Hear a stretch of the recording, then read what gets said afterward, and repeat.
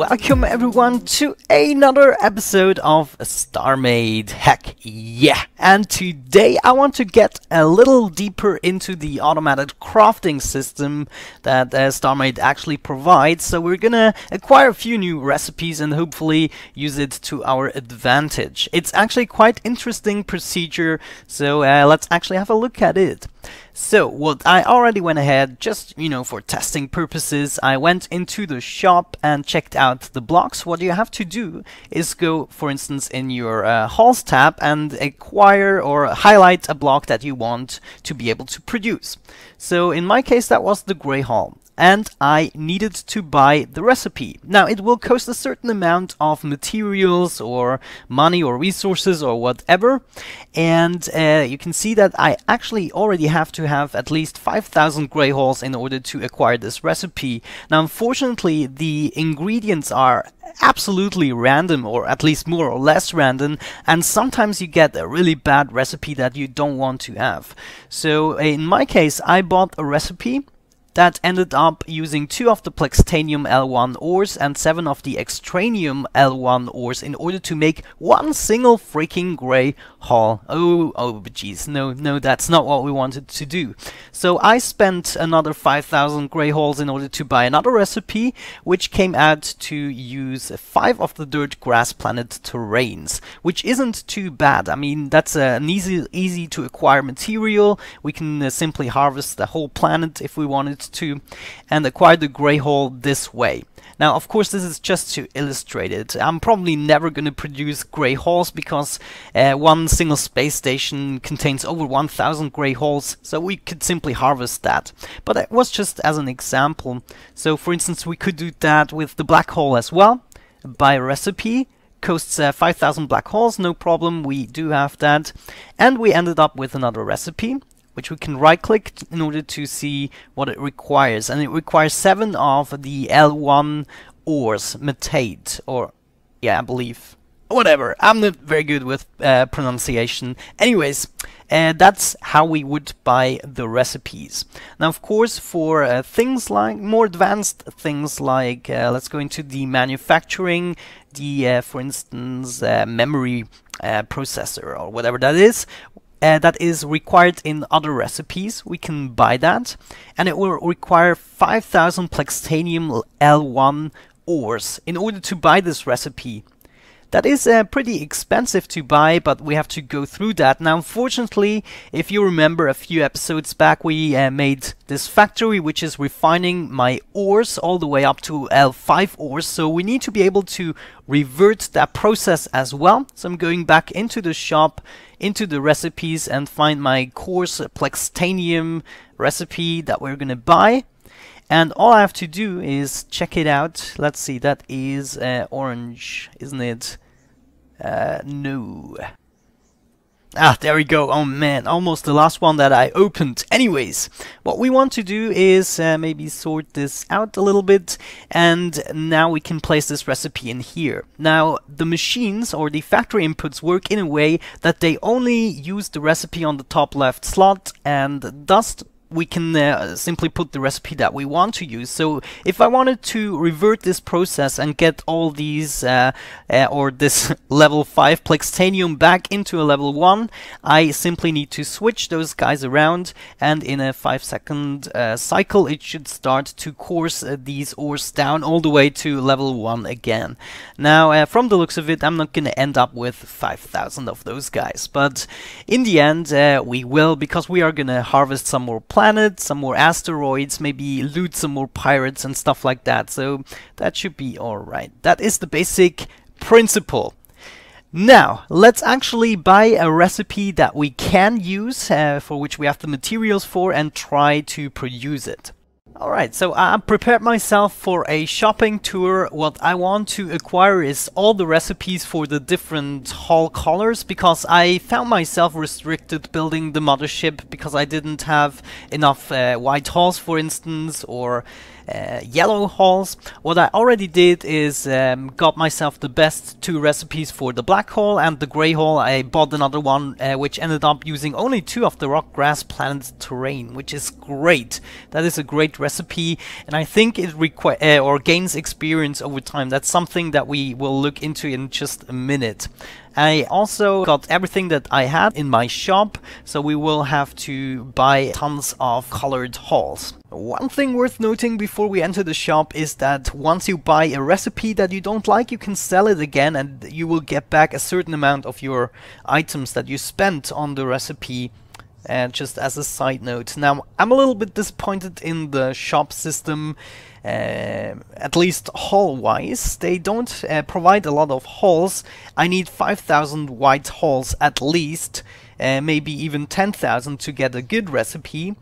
And the only way I'm now, at the moment, able to do that is by salvaging a space station, which doesn't have a lot of white hulls, I believe, maybe not even a single block, I'm not sure. Maybe the pirate space stations do have a lot of white hulls, or I can depend on the drops of the pirates, which are very random and they do not always drop white hulls, which is a problem. So I already introduced the restock command, how you could restock that by shop_restock. Now unfortunately it only restocks about 100 white hulls per restock command, but it does restock everything else in a tremendously overpowered way. So now I ended up having over 10,000 ship cores in this station because I used the restock command a lot, and also the rest of it is ridiculously high, and I would have to deal with a lot of patience, and also I don't know, I don't want to fill the items up right here just because I have to type the command 100 times in order to get the 5,000 hulls. I hope you know what I mean, but I simply cannot use the restock command to get 5,000 white hulls. That is an issue. Well, at least I have enough red hulls. I have already 4,300 and there is about 1,000 in the shop, so let's actually buy that. Let it autocorrect, and I can only afford 944. That's fine. So there we go. We have 5,200 hulls. That's great. Let's try to buy the recipe and hope for the best. It should be in our inventory, and we can see the recipe for one red hull. It requires 2 of the Exogen level 1 ores. That's not too bad. That's not... It's alright. I think I could get used to that. Right, so what I actually ended up doing is going to a bunch of shops and restocking them a few times in order to get the different amounts of materials. Of course, I still had to buy them myself, but that's an easy thing to do. We have so much of those black holes and gray holes, so we can simply drag them in here and, for instance, sell 10,000 of those guys. Why not? And we type or say, okay, the ship cannot stock more than, let's say, 8,400. That's fine with me, and we sell those, and we have again over 2 million credits that we can spend. So let me just finish the rest of that, get everything to 5,000 so we can buy the different recipes, and also I'm going to take apart another space station right now in a little time lapse.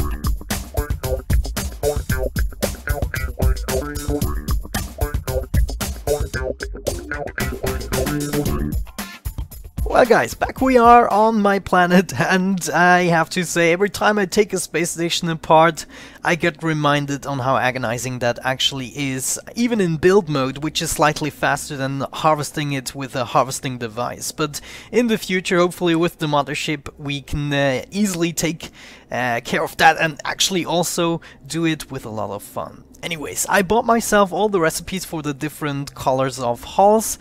Some of them are better and others are really not usable. For instance, let's have a look. Oh yeah, and I also bought myself, for testing purposes, the recipe for a shield disperser, which in my case requires 5 processors, 4 of the memory cells and 2 ice wood, and also some protein, which is a very curious recipe. Anyways, we shall produce maybe some white blocks. That's really expensive, 7 ores. That looks nice. The red hulls only require 2 of the exogens, so that's a good recipe, I would say. For that requires a lot of ore. Blue one too, and the brown one is actually also a cheap one from the looks of it. Only 2 of those guys. So we shall produce a few brown ones and a few red ones first, and maybe also those guys. Yeah, those guys are cheap as well, the purple ones. So we need 3 factory inputs and we need to decide where we want to put them. I think I'll start a new line right here. This is going to be for the production of all the different hulls, including the hardened hulls, but we need to get to that in a later part of this series. I don't believe I will be able to produce them yet. So let me think about this for just a brief moment and I'll be right back. Well guys, if you remember back in the days when we first started this factory, I made this production line so that we can take care of our ores, and someone actually posted something very useful. What we should do is add another factory input somewhere in a central position that we can reach. This is going to be our chest where we dump everything that we have gathered and want to somehow be processed in our processing system. And what we have to do is select one of those machines. So the destination machine we have to select first with C, and with V we want to make the connection towards this factory input. What will happen is this guy here will check for the recipe, which requires some octagon level 2 or higher, so we are going to grab one of those. And we are actually going to grab a bunch of those so we can observe it. So let's grab 9 more, and we're going to put them in here. And what this factory input will do is, if a machine requires this material, it will simply transfer it over.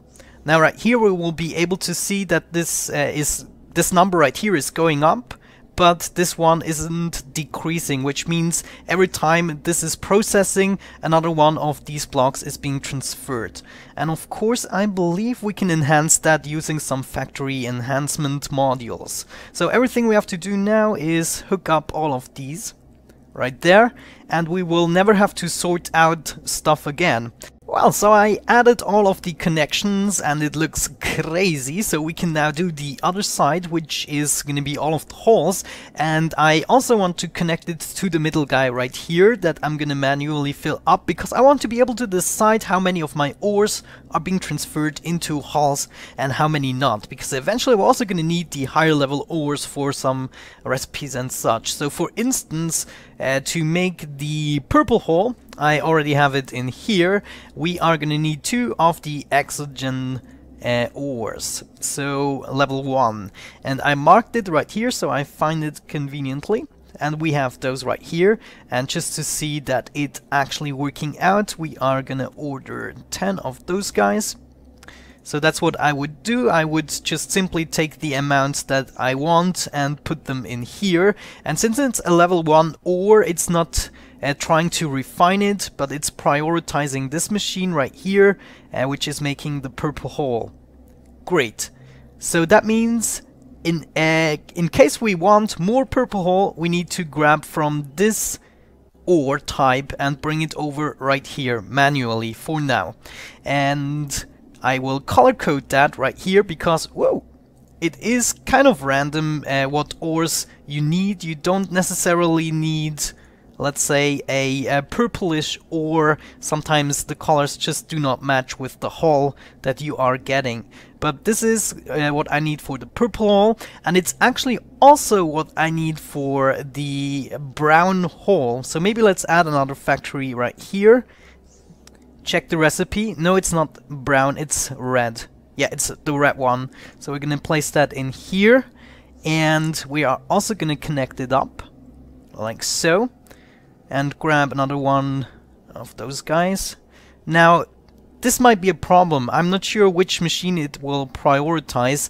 I assume that it will output 2 oxygen ores into one machine and 2 into the other machine at the same time. Hopefully that will be the case. Yeah, that is actually the case. So it's making some more purple hole as well as brown hole or red holes. That actually might be a problem. That might be an issue. What if I only wanted to make the brown hole or only the red hole? So we would need a different recipe. But never mind, we got 2 red blocks, so one is gonna color code this factory and the other one is gonna color code this one up here. There we go. So what we could do, for instance, is combine the recipes within one machine, and then we would only be able to produce one at a time if we wanted to do that. But you get the basic gist, so let me fill up all of these with the different colors that we have available, and I'll be right back.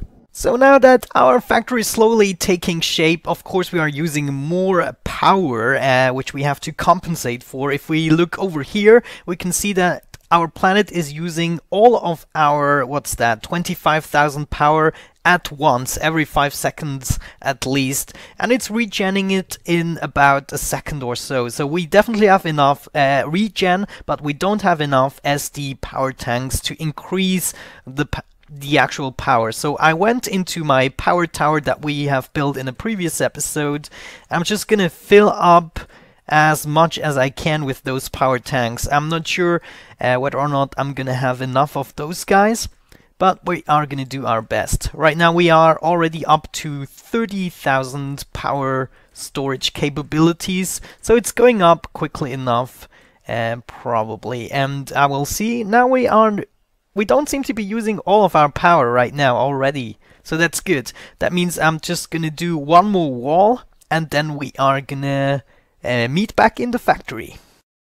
Well guys, back we are in the factory. I color-coded the recipes that I want to keep. I also want to resell those guys and buy new recipes in the hopes that I will get some better deals on them, as well as this one. I don't think this is the cheapest recipe that I potentially could get for the shield dispersers. Anyways, the recipes are so random, but I'm gonna try to get better recipes going so that we can more conveniently set up production lines. So that's something for a future episode where we want to make some more complex stuff. Hulls are really easy to make, but if we want to make shield dispersers, as you can see, it's getting a little bit more complex, and maybe we'll have to go through different stages in order to achieve that, and we only want to start with a few basic materials. So that's going to involve several stages and not just one, like with this one. So that might be exciting to do. I'm not sure if it's going to be in the next episode. Probably not, because I really like to do different things in the different episodes, so we have some variety going on. But anyways guys, I think this has been it for today's episode. I sure hope you enjoyed it. Thank you so much for watching, leaving your feedback and suggestions for the next episode, and hopefully see you soon. Bye bye.